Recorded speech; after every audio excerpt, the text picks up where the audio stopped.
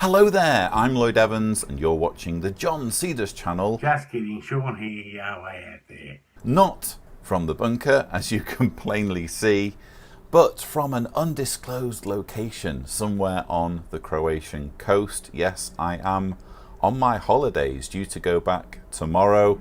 I swore I wouldn't make any videos while I was on holiday, But I couldn't leave my mic at home.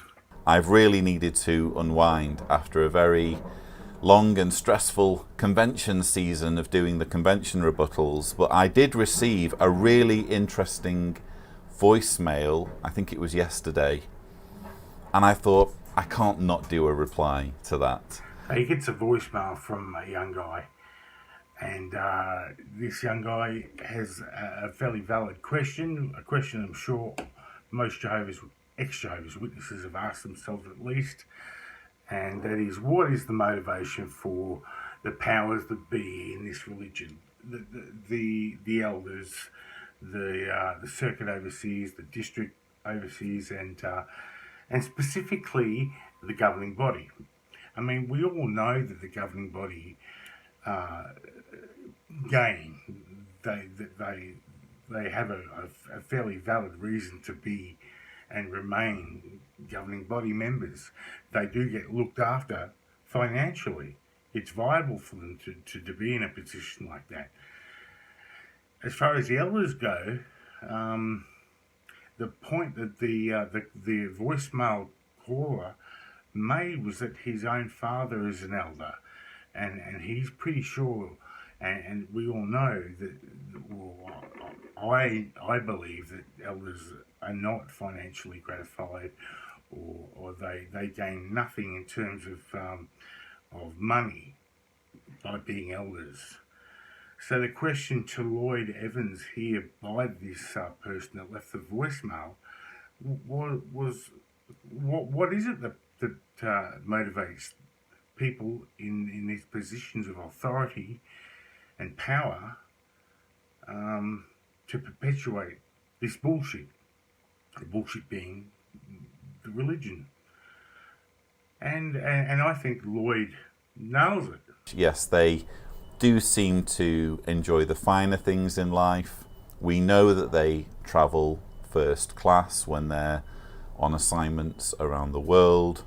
And look, it's difficult to imagine that the governing body members don't live incredibly comfortable lives as a result of their position. If you think about it, particularly these days when there's so much uncertainty, there's a huge incentive there to not have to worry about anything at all financially. I mean, these guys are looked after 24/7. They are doted over.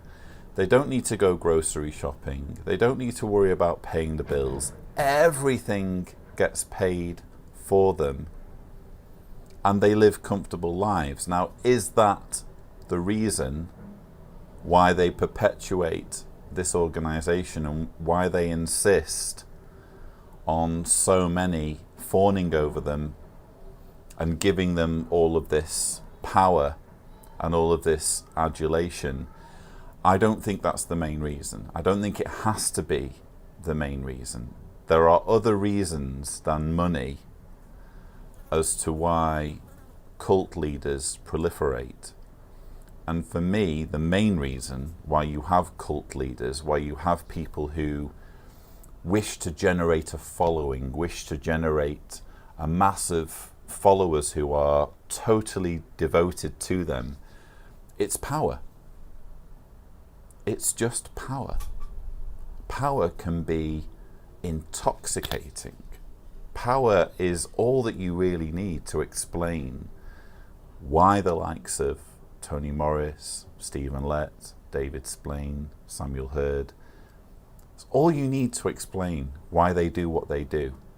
Even in that situation of an elder in a congregation, the power is still intoxicating. It's very, very addictive to have a whole group of people in your local community looking up to you, hanging on your every word, and lavishing you with respect. Once you get into that position, it's very, very hard to break free from it, because you again want it to be true, because you quite enjoy all of the respect and all of the reverence that people in your local community are giving you. Speaking as someone who has been an elder, I have to say that power is a compelling reason for sticking with something, even if you have doubts in the corner of your mind, even if you sort of know it's not really true though, is it? But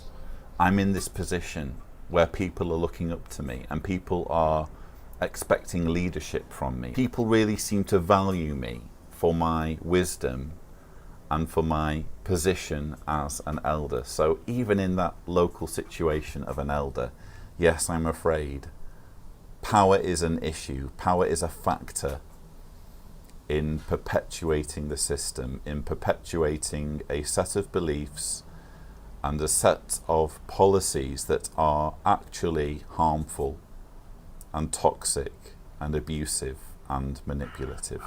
Whilst I believe that not all elders are in it for the same reason that Lloyd was, Lloyd does explain his own motivation for being an elder. And he talks of his motivation as being something that trumped whether the religion was right or wrong. Even when he had doubts about what he was doing, whether the religion he was involved in, the Jehovah's Witnesses, was true, he still couldn't help it. The power, the adulation, the respect, some of the words he uses in terms of his reasons for being an elder, the foundation for him to stay an elder, are quite narcissistic. It's pretty full on. Just because he's no longer an elder doesn't mean his ego has changed. Just because he's no longer a Jehovah's Witness, is now an atheist, that doesn't necessarily mean that his ego is any different. So what he's doing here on YouTube may not necessarily be for the right reasons. The difference between the adulation and the power, the respect, and all those other things he mentions that he received as an elder, a Jehovah's Witness elder, the difference now is he's getting all that here on YouTube, but he's getting the bucks as well. So when watching him, it's very important to, I think, in my opinion anyway, it's always good to keep that in the back of your mind, because he's doing it for himself. And it was just really nice and refreshing to actually hear him, whether it was intentional or just a Freudian slip or whatever, to admit that. Speaking as someone who has been an elder, I have to say that power is a compelling reason for sticking with something, even if you have doubts. Now, I doubt that his wife would have deliberately ironed those lines into his, what appears to be quite a lovely linen shirt. Why people don't wash brand new shirts out of a box and then iron them so they don't have those, I don't know.